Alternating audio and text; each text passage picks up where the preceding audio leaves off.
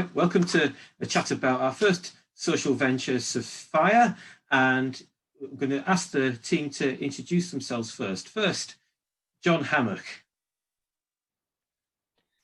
Yeah, hi, I'm John Hammock. I am the chair of the board of sOPHIa Oxford. Next, Jamie Coates. Hello, I'm Jamie Coates. I'm president and CEO of sOPHIa Oxford.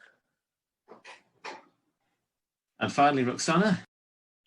Hi, my name is Roxana. I live in Costa Rica, and I'm helping sOPHIa with everything that has to do with solutions for companies.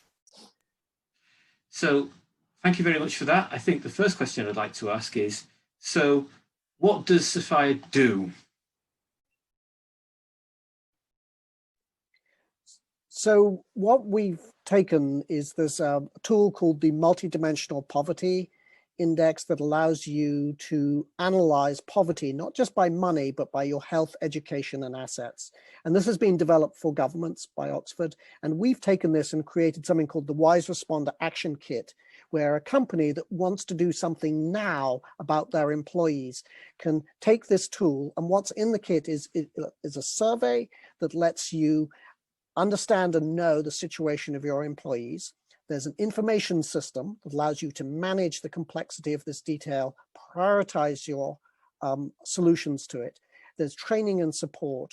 And then there's a community function that allows units and companies to connect with amongst each other to share the solution. And we are now offering that on the ground in Central and Latin America to companies. Fantastic. So that's a great summary of what sOPHIa does. So people want to know, how did this all start? And I suppose I should ask this to John. So how did we get to, so sOPHIa spun out of Oxford officially in November 2018. And now it's 2020, so we're 2 years in nearly. So how did it all start and how did we get to this point? 13 years ago, Sabina Alkire and I started the Oxford Poverty and Human Development Initiative at Oxford University. And we, a year later, developed the Alkire-Foster methodology, which measures poverty in all its social dimensions.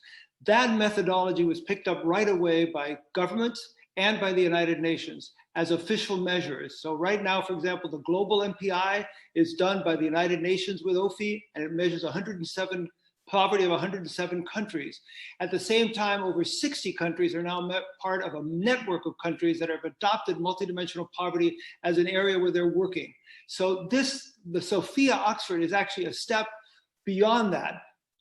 Global, national, and now here is sOPHIa Oxford as the first social enterprise going out to work with the private sector to engage the private sector in poverty eradication, therefore building public-private alliances between the government and the private sector to reduce poverty worldwide.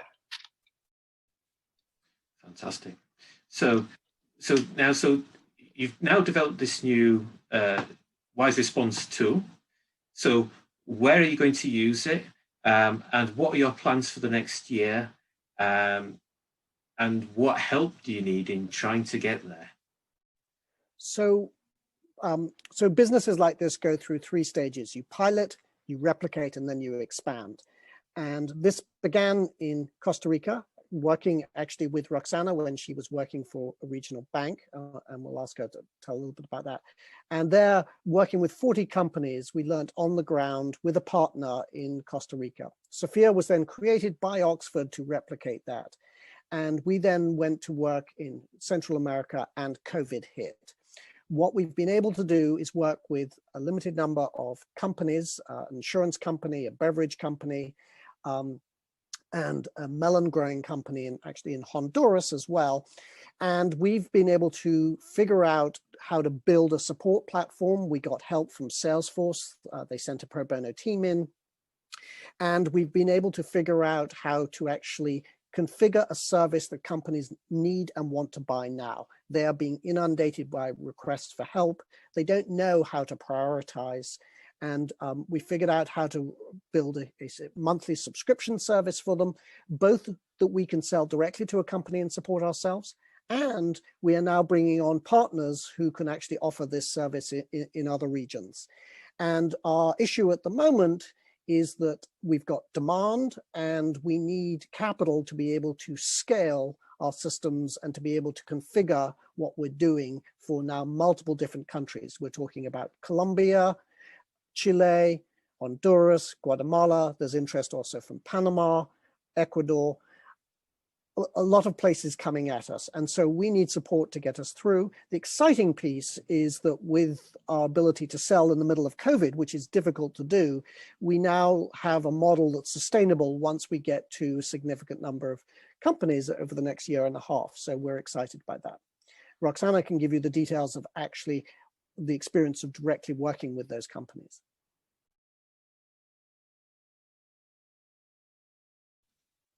Yes, so Roxana, so tell me about how this index has been used in Costa Rica. Thank you. Okay, I was involved at the beginning with the bank I used to work for implementing this methodology. After that bank, several other companies in Costa Rica initiated this road, and we have now over 40 companies that have tried this methodology, the business MPI, and are using it for learning about their employee situation and developing programs to address the problems they find. So it has become a very powerful tool to make it possible for the private sector to contribute to diminishing poverty throughout the world. Now, sOPHIa is replicating this experience or actually developing an improved methodology to address this type of problems and helping, empowering companies so that companies can actually learn about the situation of their employees and address the problems they find without having to hire a big staff of people that are knowledgeable about all these topics. But sOPHIa provides everything they need so that they can really learn what the situation is and address it with quick solutions, effective solutions that are not very expensive and that are feasible for a private company. Excellent. So I suppose a question for me would be, so people looking from the outside might find it surprising that businesses are actually paying a company to reduce poverty in their own workforce. Could you talk a little bit about their motivations for wanting to get involved? Me? Okay, well, problems have increased and sustainability for companies is becoming a big threat. Right now, especially after COVID, you know, as these big businessmen said many years ago, there are not successful companies in societies that don't work. I mean, companies need the society, need the people to buy the things they sell, need people that are committed to their work, need people that can be profitable and that they have a good good service to their customers and everything. When people are anxious because they don't have enough money to eat, they don't have money to cover their needs, they don't have money to cover their debts, which is one of the biggest problems we have found in the people that are hired by companies. They are nervous, they cannot serve the company, they cannot give a good service to the customers, etc. So companies have a big problem in front of them and they have to do something about it. And they don't have the solution. They don't know how to do it. They don't have the methodology and they cannot invest a lot of money or hire experts for this. So the good thing about sOPHIa is that we're offering something that is not expensive, is very easy to carry on because we carry the company, we take them by the hand and just go with them and walk the road with them. And we teach them everything they need. So after a while, they won't need sOPHIa and they will have the internal capability to address whatever they find. So it's very interesting methodology because it's based on the company's talents and capacities and it's based on volunteer work. And the only thing we provide is the tools so that they can make it happen. First, the understanding and then the tools. So that once they have the photo, they have the picture of what's going on, we help them identifying what are the best solutions and what is feasible depending on the resources and the size of the company and the type of industry and everything else. And then once they have that designed, we train them so that they can address this, and then from there on they can do it on their own, which makes it very effective and very inexpensive, and also is a short term. You see, a company can have a solution already in place in 3 or 4 months after starting this process. So it's something that if they are willing to spend the time and they are willing to spend the talent, everything else is provided by sOPHIa. I would say there are two, if I could add to that, there are sort of two really big reasons why the companies are paying. And we heard this, for instance, from a motorcycle parts company where the CEO said, look, I can measure my sales, I can measure my finances, but in HR, which is one of my most significant areas, I don't have really good metrics that really allow me to understand what's going on, and need is going up, and I need to look after my employees, I think, for 5 years, given what's going on. So one of the things is people want a way to measure their investments that's similar to elsewhere. The other issue is we've been recently working with a company that tried to do this themselves using paper, spreadsheets, Excel. It's actually complex to do, to handle this information and prioritize it. Behind all of this is the Alkire-Foster method developed at Oxford, which allows you to scientifically analyze the needs and prioritize them. And we match the data that comes into the priorities of the companies and allow them to reconfigure investments they already have.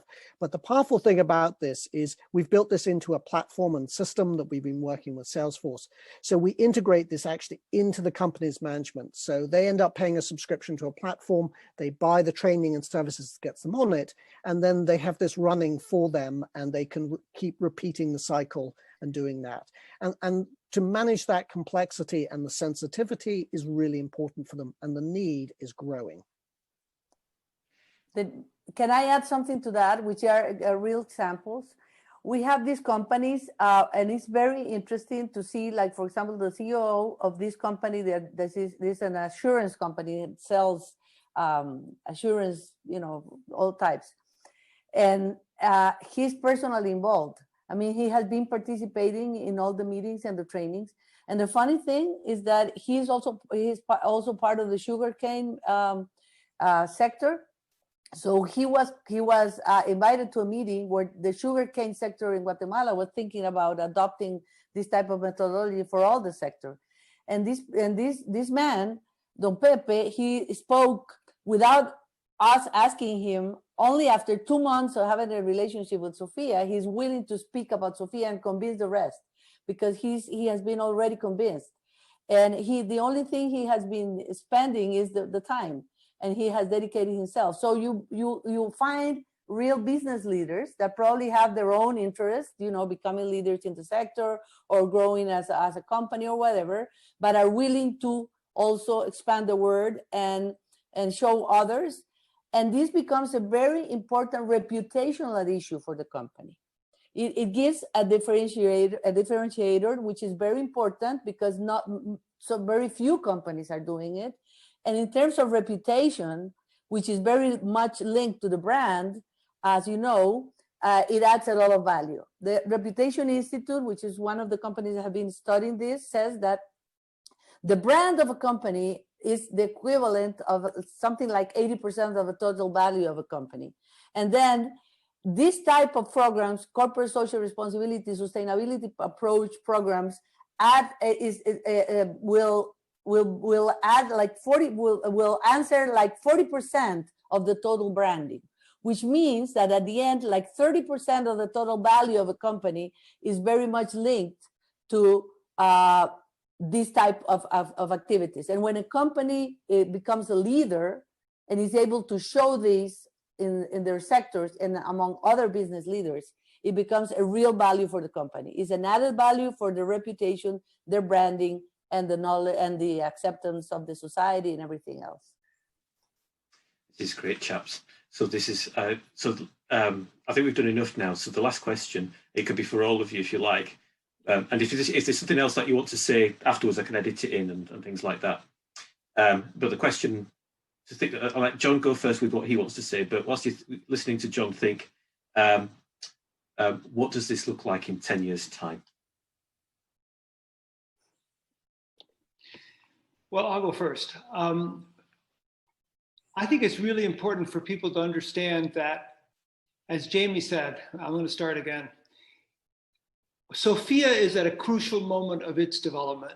We are poised to really expanding worldwide. However, there is a gap in our funding, and we really need right now help in terms of philanthropic dollars to get us to the point of sustainability. We are going to be sustainable within a year. We're going to start making a surplus that we'll be able to then go invest back into Oxford.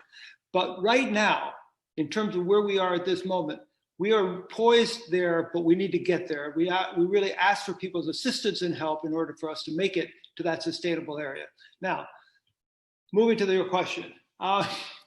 And Jamie, you may want to make a pitch too, but moving to your question. I think in 10 years, we are going to be worldwide. If you look at OPHI, in 10, 12 years, OPHI is now in 60 countries worldwide, at the United Nations, all over the world, providing a different model of vision, a different vision of poverty that has changed radically the world in just 12 years. I am convinced that in the next 10 years, we will do the same thing for the private sector. 10 years from now, we will have companies in Latin America, Africa, Asia, and yes, Europe and the United States that adopt this measure. And sOPHIa will not only be a nonprofit organization, but we will probably spin off other types of organizations that will probably even make a profit on this in order to make this really global. Because I really believe that if we're going to have this effort has the potential of not just changing the way we measure the employees' poverty, but also has a way of changing capitalism in the way that these leaders are talking about. Leaders are talking about the new capitalism, stakeholder capitalism. I believe that 10 years from now, people will look back on this and say, sOPHIa had a tool, the MPI, that helped change capitalism and helped transform stakeholder capital into a reality. Full of that. Why not? I think basically, no, you can edit all that out. Then you can edit all that out, but by God, I really do believe that. But anyway, that's the way it is. So I'd say in 10 years, if I go back to the story, the motorcycle, the CEO of the motorcycle parts company said, I can measure my sales, I can measure my logistics, I can measure my finances. I need measurements around getting my HR right. And that we will have created not only a set of tools, standards, and systems that will be embedded in companies throughout the world that will be making much more accurate and effective investments in people. And that will be transforming how we respond. The truth of the matter at the moment, and we've seen it with COVID, is we are to a great extent blind to a lot of need. And what this does is it reveals that need in a very specific way that allows a very targeted response. And the truth of the matter is there's actually a lot of money being spent ineffectively at the moment. This is about better data for better targeting and a better sense of impact. And there's a whole world of saying, how do we measure impact? This will be central to the social measurement of impact throughout the world. And this will operate at two very powerful levels: managing within companies the actual people you're dealing with and being able to make sure that you are creating well-being and returns. And the second thing is for investors that really care about the impact of people, it will actually provides a set of measurements that can go all the way from your investment down to the ground and back, because at the heart of this is a grounded based accurate assessment of actually what's going on the ground, and with a computation method that is world accepted about the way to do it and has a powerful sense of simplicity so that it's a really good tool and leverage to make change. You really can measure with this. It really gives you an accurate picture. So I think it is going to add into the world of measurement a set of what we need to focus on human beings to make this world a sustainable place for us humans. So I want to say something a little different. As we know, right now, governments around the world are not being able to address the type of problems we have as a society. On the other hand, you have the companies that need a productive society, a society that can buy their products and that is willing to allow them growing. it has come to the point where the companies need to get involved in this, need to get involved in social development. If not, if that doesn't happen, the world is going to be collapsed. It's already collapsed, and it's going to be even worse. And then on the other hand, you have the people like Oxford, which is an academy. It's a learning place. It's people that are scientifics, that are writing papers and that are researching and doing all these things. Well, this is an opportunity for these people in the academy side, in the academic world, to really address directly to a problem that in the long run is also affecting their own sustainability. Because you see, even a strong university like Oxford and many others around the world would need funders, would need donors, and we need people that can still be providing what they need to continue, ongoing in their own way. So this is an opportunity both for companies and for the academic world to get involved into something that before was only a responsibility of governments, and now is a responsibility of the whole society, and is an opportunity to go directly to the first development goal we have established as a society, which is lowering poverty, which is now growing with COVID. So, I mean, we have all said that we are committed to the sustainable goals and that we all support that type of goals and everything. But at the end, what are we doing about it? This is a practical way where we can really address the development goals and really support the number one objective, which is lowering poverty in the world, in a very practical way with a practical tool. And not only writing about it, but doing something about it.